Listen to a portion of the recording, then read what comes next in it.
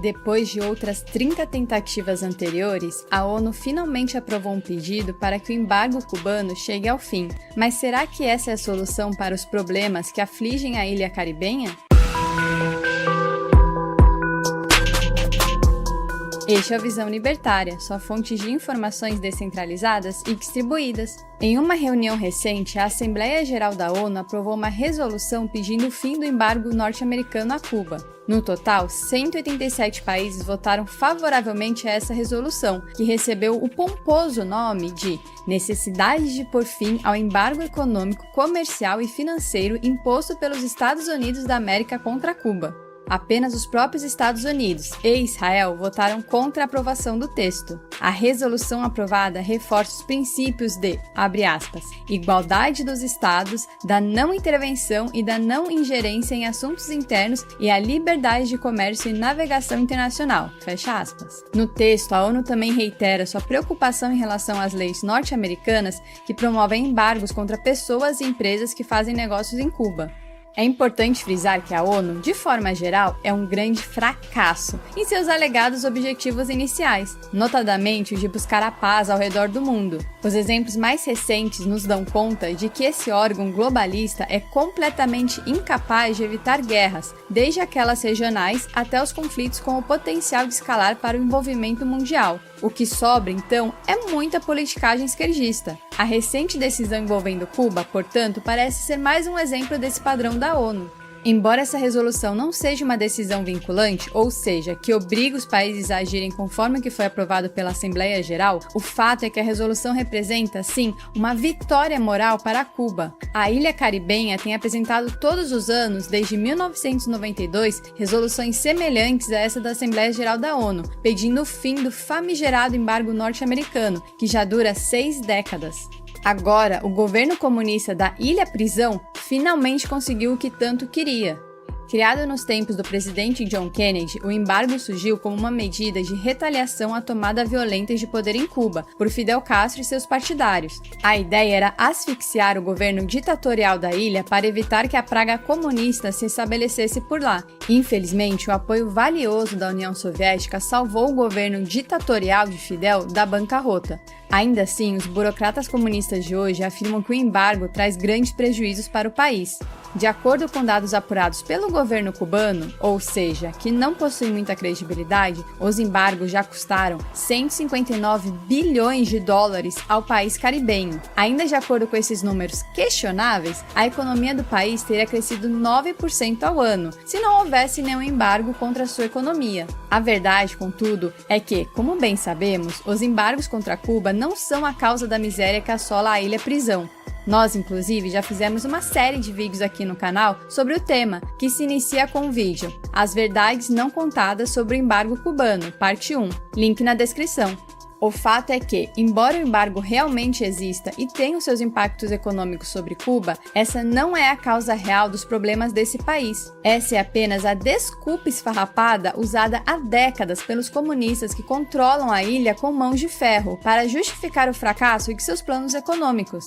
A miséria que castiga o povo cubano não se deve aos embargos estrangeiros, mas sim a décadas de comunismo que assolam a ilha caribenha. Lembre-se que este é um lugar tão miserável que as pessoas se aventuram a fugir de lá nadando em um mar cheio de tubarões para alcançar o pedaço de terra capitalista mais próximo. Além disso, para não nos esquecermos, qual outro exemplo de país que seguiu a cartilha marxista que se desenvolveu e enriqueceu? Nenhum. Tanto a União Soviética e a China de Mao Tse-tung, dois grandes exemplos, se tornaram extremamente pobres. E hoje podemos ver como tanto a Venezuela como a pequena Coreia do Norte estão na mesma situação de miséria que constatamos na Ilha Prisão de Cuba. Portanto, não há desculpas. Nos últimos meses, principalmente após a recente crise sanitária, a situação do país degringolou de vez. O que já era ruim após o fim da União Soviética se tornou uma grande calamidade. Nós, inclusive, tratamos desse tema recentemente no vídeo. Cuba passa por grave escassez de combustíveis e precisa recorrer à Rússia. Link na descrição. O próprio Brasil precisou ajudar Cuba, enviando remédios para o país caribenho, onde atualmente falta de tudo. De qualquer forma, o embargo norte-americano pode sim ser encarado como uma violência estatal a determinados indivíduos, pois essa é uma atitude tomada por um ente estatal. Pela ética libertária, portanto, trata-se de uma ação antiética cometida contra indivíduos pelo Estado. Isso, contudo, não muda o fato de que, na ilha-prisão cubana, o governo se apropria de tudo que pertence ao povo, de uma forma ou de outra. Ou seja, o objetivo final do embargo imposto a Cuba não é atacar os indivíduos daquela ilha, mas sim asfixiar o governo ditatorial que governa o país com mão de ferro há décadas. Porém, o embargo americano contra Cuba não deve ser considerado o grande responsável pela miséria que assola a ilha há tanto tempo. A culpa dessa situação recai integralmente sobre o regime político que governa o país há décadas, o comunismo. Esse sistema maléfico é conhecido por sua capacidade de destruir riqueza e prosperidade em uma escala industrial. Onde quer que ele seja instaurado, o comunismo termina por arruinar a economia do país, lançar a população na miséria e instaurar um reino de terror e perseguição a todos os adversários do governo. Durante algum tempo, por conta do apoio dado pela União Soviética, Cuba conseguiu ainda resistir. Porém, após a queda do bloco comunista, no começo dos anos 1990, o destino de Cuba já estava selado. A partir dessa época, a fome e a miséria se tornaram constantes entre o povo cubano, e a situação apenas piorou, ano após ano. Por outro lado, os governos socialistas latino-americanos, como o Brasil sob o governo Lula e a Venezuela, continuaram a financiar o regime cubano, ajudando os comunistas a se manter no poder, dando um fôlego maior à ditadura. Mas conforme anteriormente citado, a crise sanitária pela qual o mundo inteiro passou recentemente, serviu para potencializar os inúmeros problemas cubanos. Agora que a última parceira comercial que restou para Cuba, a Venezuela, também está definhando e nosso Brasil, governado pelo PT, está em crise econômica, faltam até combustíveis na ilha caribenha. Portanto, não será o fim do embargo norte-americano contra Cuba que vai trazer prosperidade para os cubanos. Apenas o fim do comunismo na ilha-prisão é que trará a solução para os problemas que há décadas castigam aquele povo tão sofrido. Infelizmente, estamos longe de ver esse cenário realmente se tornando realidade. Enquanto a ditadura cubana perdurar, veremos ainda mais miséria, sofrimento e perseguição contra adversários políticos do regime vigente. Em resumo, continuaremos observando os frutos maléficos do comunismo sendo impostos à força aos cidadãos daquele país, e o número de refugiados só tende a aumentar. Era de se esperar que a ONU buscasse, com mais afinco, resolver o problema real de Cuba, ao invés de praticar politicagem progressista através da sua Comissão de Direitos Humanos.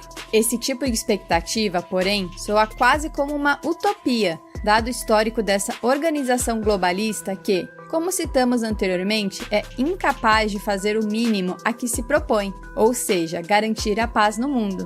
A última resolução aprovada pela ONU, portanto, não vai trazer qualquer efeito sobre a situação cubana. Este papel rabiscado serve apenas como propaganda progressista para todos que se envolveram nesse teatro globalista e fingirem que se importam com o sofrimento alheio. Os motivos que levaram à instituição do embargo contra Cuba na década de 1960 ainda estão aí. Porém, a ONU não se preocupa com esse tipo de violação dos direitos humanos. Lembre-se que, em 2021, mais de 1.000 pessoas foram detidas e outras tantas se exilaram do país caribenho por conta das fortes repressões do governo ditatorial contra os seus cidadãos. Jornalistas continuam a serem presos e perseguidos e nenhum tipo de crítica ao regime é permitida. Ainda assim, para os globalistas da ONU, porém, o que importa mesmo é mover sanções contra Israel. Afinal de contas, acredite ou não, existe um ponto específico na agenda da Comissão dos Direitos Humanos da ONU que trata do tema Israel.